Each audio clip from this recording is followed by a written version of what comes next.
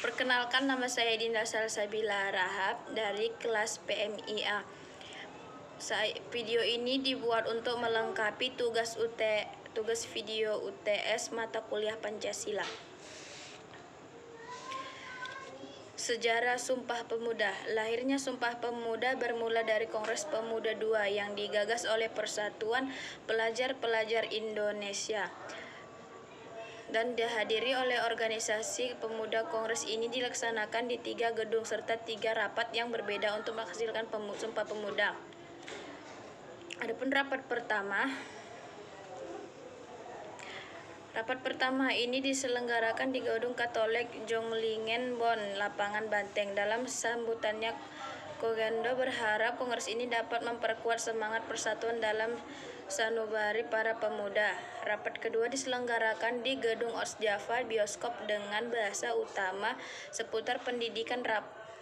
Rapat ketiga diselenggarakan di Gedung Indonesia Publishing Keramat yang diabadikan sebagai Gedung Sumpah Pemuda. Pada sesi ini, Soenario menjelaskan pentingnya nasionalisme dan demokrasi selain gerakan kepepanduan. Adapun bunyi Sumpah Pemuda yaitu: kami putra dan putri Indonesia mengaku bertumpah darah yang satu tanah Indonesia. Kami putra dan putri Indonesia mengaku berbangsa satu bangsa Indonesia. Kami putra dan putri Indonesia menjunjung bahasa persatuan bahasa Indonesia. Adapun judul kedua yaitu Sumpah Pelepah adalah sumpah yang dikemukakan oleh Gajah Mada pada upacara mengangkatnya Majapahit Amangkabumi Majapahit tahun 1258. Adapun bunyinya, saka kami Gajah Mada jika telah mendudukkan seluruh Nusantara di bawah kekuasaan Majapahit, saya melepaskan puasa. Jika mengalahkan Gurun, Seram, Tanjung Pura, Haru, Pahang, Dempo, Bali, Sunda, Palembang, Tamasik, demikianlah saya melepaskan puasa. Judul ketiga yaitu menceritakan kisah 7 pemuda Ashabul Kahfi.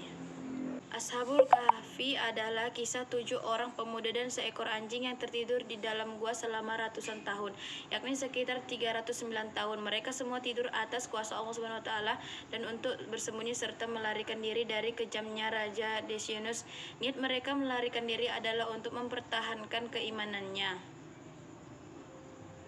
Kisah ini berawal dari adanya seorang pemimpin di negara yang bernama Ephasus bernama Raja Dionysius. Ia adalah seorang raja yang memerintah pada 249-209 Masehi.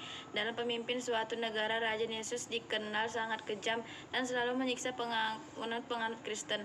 Bahkan Raja Dionysius selalu memerintahkan dan memaksa seluruh rakyat untuk ikut menyembah berhala. Jika tidak ada yang menurut, Raja Dionysius tidak akan segan-segan untuk membunuhnya. Maka dari itu sebagian besar rakyat di negeri Ephasus menyembah berhala. Akan tetapi berbeda dengan 6 orang pemuda golongan bangsawan yang tidak ingin menuruti pemerintah Raja Dionysius untuk menyembah berhala. Mendengar fakta ini, Raja Dionysius marah. Ia memerintahkan pengawal untuk segera membawa 6 pemuda tersebut ke hadapannya. Ketika pemuda tersebut sudah berada di istana Raja Dionysius, bertanya kenapa mereka tidak mau menyembah berhala. Bahkan Raja Dionysius menawarkan berbagai kenikmatan seperti harta dan jabatan, namun mereka tetap hanya ingin beribadah kepada Allah Subhanahu wa taala. Dikarenakan mereka teguh pada pendirian, alhasil Raja Dionysius murka karena penolakan yang pemuda-pemuda tersebut. Meski begitu, Raja Dionysius tetap memberikan mereka kesempatan untuk memberikan tawaran yang telah dijanjikan. Pemuda-pemuda tersebut tetap memiliki keteguhan iman yang luar biasa dan tetap menolak tawaran yang diberikan Raja Dionysius. Akhirnya mereka pun pergi meninggalkan kota dan bersembunyi di sebuah gua di Gedung Tikhaius yang tidak jauh dari tempat tinggal mereka. Namun di tengah perjalanan mereka tidak sengaja bertemu dengan seorang pengembala bersama anjingnya. Pemuda tersebut rupanya juga memiliki keimanan yang sama dan memutuskan untuk ikut bersamanya. Di dalam gua tersebut mereka dengan leluasa dan bebas beribadah kepada Allah Subhanahu wa taala. Tak lupa mereka juga berdoa dan memohon untuk diberikan perlindungan kepada Allah Subhanahu wa taala agar terhindar dari kejaran Raja Dionysius yang kejam itu. Kemudian Allah Subhanahu wa taala menutup pendengaran dan penglihatan mereka sehingga tanpa sadar mereka telah tertidur dalam waktu yang cukup lama, yakni 309 tahun. Lalu setelah lama tertidur, para pemuda tersebut bersama dengan seekor anjing yang dibawanya terbangun karena mendengar suara seseorang yang membangun kandang di sekitar gua.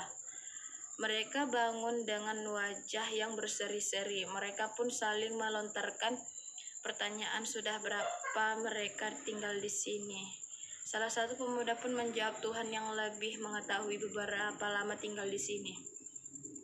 Hingga pada akhirnya mereka memutuskan untuk keluar dari gua guna mencari makan dan memastikan bagaimana keadaan kota. Betapa herannya mereka ketika melihat orang-orang yang sudah beriman dan keadaan kota yang juga sudah berubah.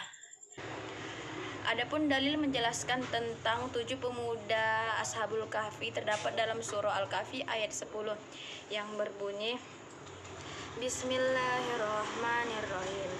Fadarab lana ala azanihim fil kahfi sanina adada. Yang artinya, ingatlah ketika pemuda-pemuda itu berlindung ke dalam gua lalu mereka berdoa, ya Tuhan kami, berikanlah rahmat kepada kami dari sisi-sisimu dan sempurnakanlah petunjuk yang lurus bagi kami dalam urusan kami. Sekian isi tugas video saya, kurang lebihnya saya mohon maaf jika ada kesalahan. Assalamualaikum warahmatullahi wabarakatuh.